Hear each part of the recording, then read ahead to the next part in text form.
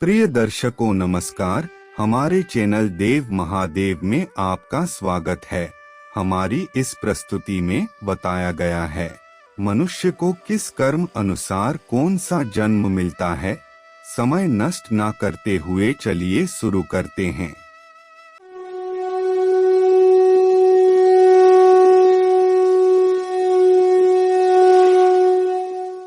इस जन्म में मनुष्य योनि मिलने का अर्थ यह नहीं कि अगला जन्म भी मनुष्य योनि में मिलेगा, क्योंकि जीवन मरण और अगला जन्म सब कुछ कर्मों के आधार पर ही तय होता है।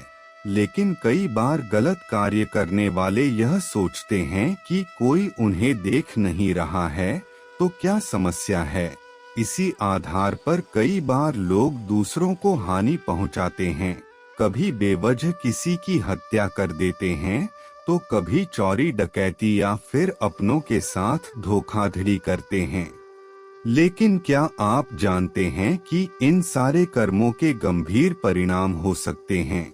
इन्हीं कर्मों आधार पर सियार, गिद्ध, सांप, गधा और कौंच योनि में जन्म मिल सकता है। तो कर्म थ्योरी के आधार पर कौन से कर्म से कौन सी योनि मिलती है, आइए जानते हैं। कथा मिलती है कि एक बार महर्षि वेदव्यास से ऋषियों ने पूछा कि किस कर्म से कौन सी योनि में जन्म मिलता है। तब वेद व्यास जी ने विस्तार पूर्वक बताया कि जो भी व्यक्ति पराई स्त्री के साथ संबंध बनाता है उसे भयानक नरक भोगना पड़ता है।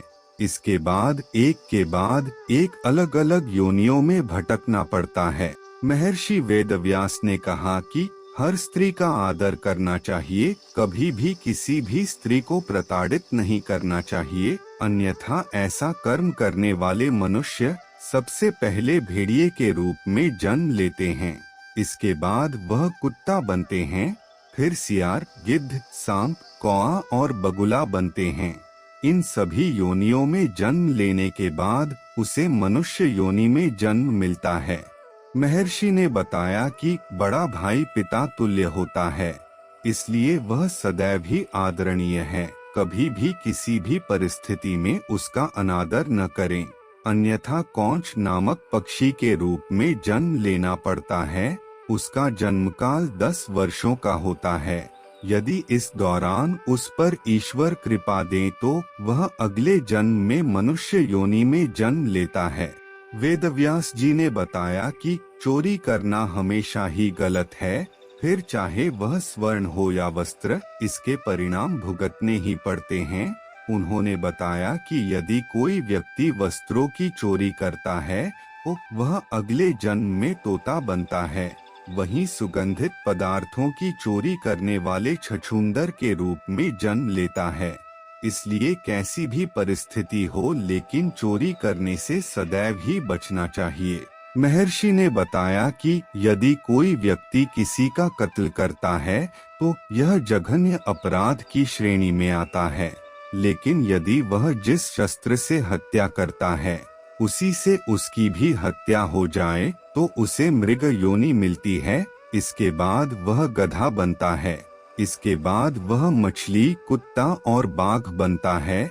इन योनियों में भ्रमण करने के बाद वह मनुष्य योनि में जन्म लेता है। ऐसे कर्म करने वाले बनते हैं मनुष्य।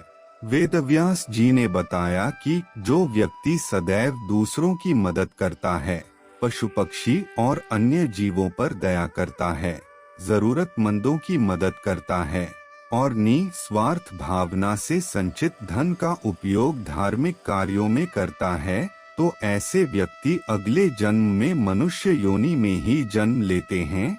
साथ ही समाज में अच्छे कार्य करके दूसरों को लाभान्वित करते हैं। लेकिन धन के प्रति आसक्त मनुष्य अगले जन्म में सांप योनि में जन्म लेते हैं।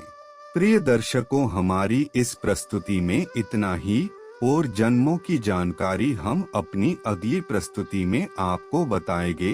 कृपया हमारे चैनल देव महादेव को सब्सक्राइब करें। नमस्कार।